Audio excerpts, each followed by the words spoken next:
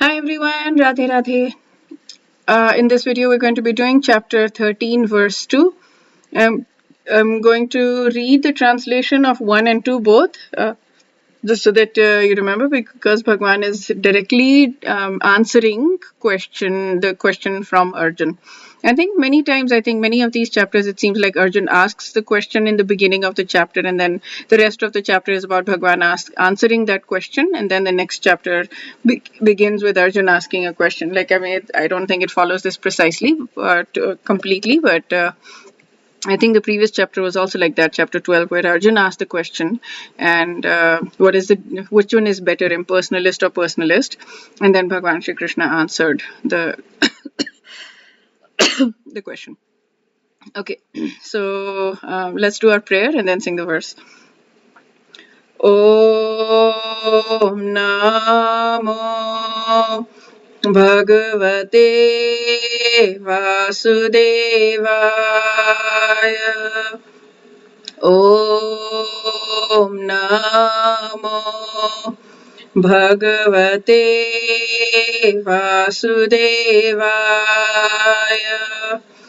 Om Namo Bhagavate Vasudevaya. Dear Krishna, please accept this call from our hearts to yours. We're calling you, we're begging you to come and be with us while we're reading this verse, while we're understanding it, so that our understanding is deepened for these beautiful words of yours, because I'm sure there is so much depth to every single verse of yours, every single word of yours in every verse. And we're just barely scratching the surface of the surface of the surface of the surface. So please come and be with us to as much extent that we can take it, as much extent that you feel that is right for us, and help us understand to as much depth as we possibly can. Thank you. Okay. So share screen. Okay. So let's sing this. So Arjun had spoken last time, and he had asked the difference between Kshetra and Kshetragya. Kshetra and Kshetragya. And so Bhagwan is answering now. So Shri Bhagavan Vacha Idam Shariram Kaunteya Kshetrametya Bhidhiyate Etadyo Veti Tam Prahuh Kshetragya Eti Tadvidaha.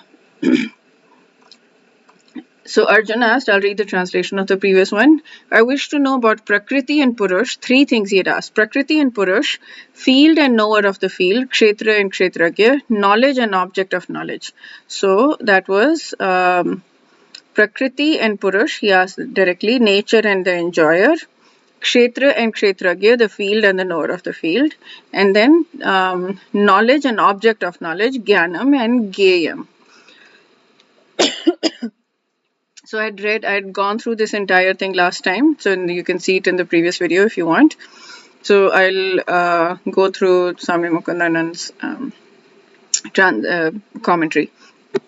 Krishna explains the distinction between the body and the spirit. Now this is again, now I'm seeing it everywhere. I can't not see it. Now that I understand that it is the soul that is vibrating, I want to enjoy, I want to enjoy, I want to enjoy. It is not the subtle body or the heart or the mind or the whatever that is vibrating that I want to enjoy. It is the soul that's vibrating. That's why we came on earth, right? So the soul is divine, can neither eat, see, taste, smell, touch, whatever. It does all of these, it vicariously does all of this work through the mind, body, intellect mechanism, which is the field of energy, like the magnet has the field of energy. It is the field, the kshetra. It is the field of activities. It is the field where the activities can take place. So the soul uses the body to enjoy. But it is our soul that wants to enjoy, and it is using the body to enjoy. The soul is distinct from the body, mind, intellect, but forgetful of its divine nature. So the soul actually forgets its divine nature and identifies with these material entities.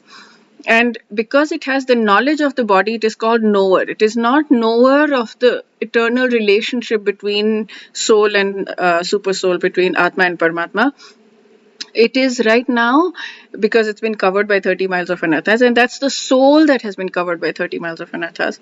But it has the knowledge of the body, therefore it is called the kshetragya, the knower of the field of the body, knower of the field, right? This terminology has been given by self-realized sages who are transcendentally situated at the platform of the soul and perceive their distinct identity separate from the body. So, and of course, it's there in the Shastras. So that's, yeah.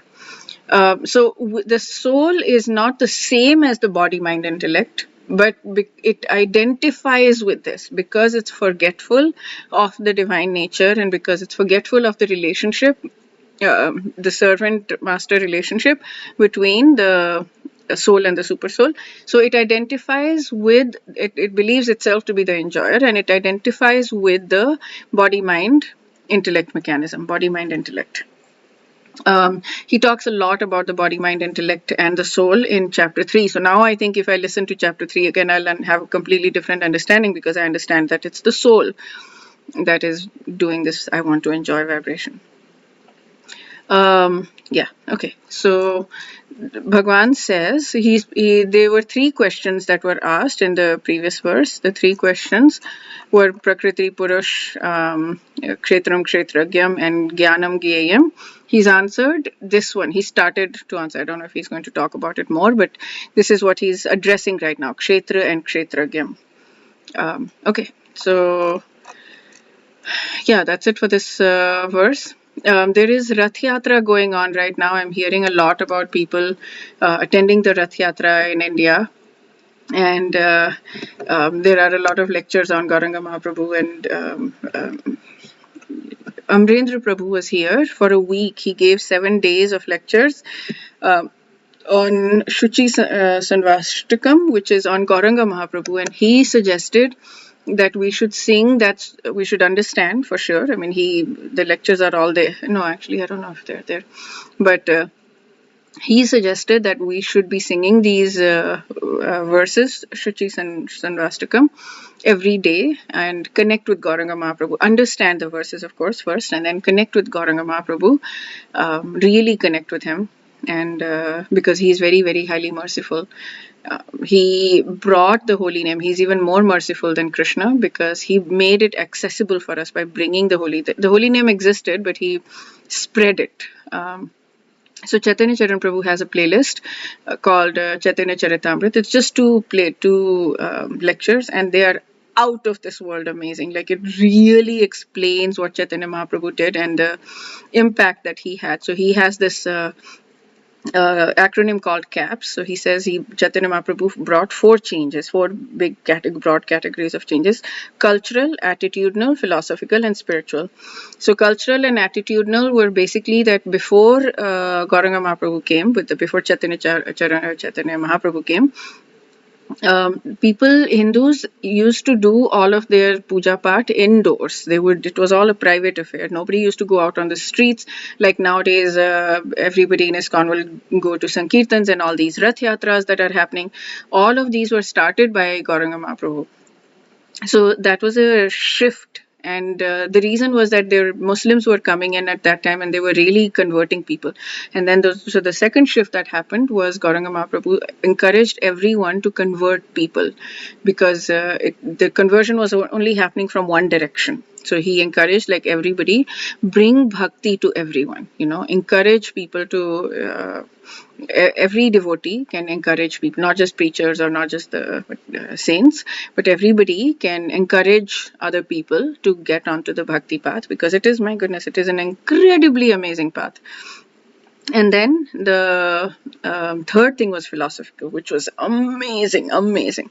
So he talked about, let me actually remove this.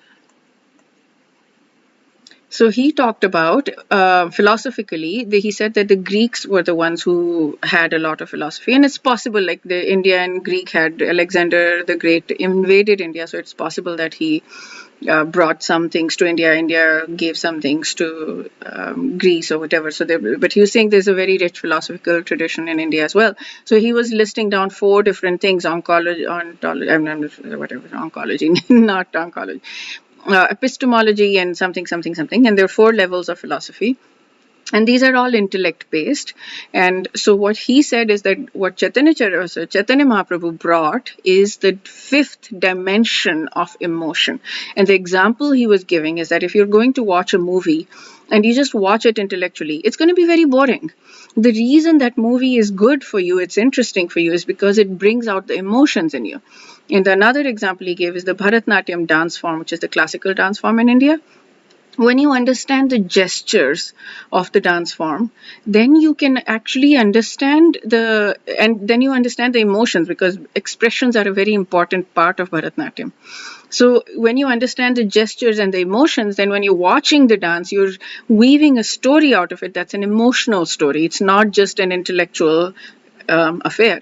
So what Chaitanya Mahaprabhu brought is that emotional aspect to philosophy. I was like blown away. I was like, this is amazing. We don't know these things. We don't learn these things. It's just, whoa, And then spiritually, of course, he brought bhakti into that we don't know. Nobody even knew, right? We used to go to the temples growing up. And what did we ask for? We asked for Om Jai Jagadish Hare. And in that thing, we used to just ask for something. Can you give us riches? Can you give us wealth? Can you give us health? Can you give us all these material things? Or can you reduce our karma or something? We would ask that. We would go to the Ganga and do Teeth Yatra so that our karma would be reduced or removed or whatever. That's it. Now we know that the goal is, one goal is Golok Vrindavan, to go to Mukti, but beyond that even, the goal is Krishna Prem. This is not something that anybody even knew. Like normal people before Prabhupada didn't even have the slightest clue. I didn't have it growing up either. I'm learning it now. And now not only is it knowledgeable for me, but it's accessible to me because there are so many visiting lecturers that are coming, or online lectures or something. And I can listen to those and learn the Shastras. Prabhupada encouraged us heavily to read the Shastras, to learn the Shastras. Us normal human beings, not like Brahmin Pandits who run temples or something, but just normal everyday human beings. We are learning the Shastras and we are listening to people who are explaining those to us in their unique way. And they're showering their nectar, their amrit on us. I literally feel like Seattle in the last 2-3 months. I'm just standing under a cloud of amrit, and it's being just downpouring torrential rain of amrit on us because there's so much beautiful, brilliant knowledge that's coming from all these visiting lecturers. It's just amazing. And everybody explains it in a different way, different unique way. So if we don't quite understand it in this way, then somebody else helps us understand it in this way, and it just builds us up in a phenomenally profound way. So we have so much information, and Chaitanya Mahaprabhu brought that the first time. He made it accessible to everyone, and then Bhakti Vinod Thakur did a lot of evangelizing, and Bhakti Siddhanta Saraswati Thakur did a lot of evangelizing, and Prabhupada, of course, brought it to the Western world, outside of India as well. And now everybody has access to it. Every city has an ISKCON temple pretty much that people can go to easily. It's the temple that people go to the most, I would say, or I don't know if they go to the most, but whatever, it's very easily accessible. So and this knowledge, it's not just that you go to the temple once a week and you come back. No, there's very clear path, and all the support system is there. It's not easy. The bhakti path is not easy, but it's very clear, and all the support system is there for free. Nobody has any excuses for anything, that they can't do bhakti, or they don't know what to do, or like that is not possible, that they don't know what to do. Everybody has access to know what to do, right? It's just up to us to be able to actually do it. So yeah, I would encourage you to listen to those 2 lectures of his. I think I might have spoken about it before as well, but it was just so good it's worth speaking about again. Drill it into your head and listen to those. Okay, yeah, that's it for this video. We'll do chapter 13 verse 3 in the next video. Wish you a day filled with tons and tons and tons of Krishna's grace. Radhe Radhe.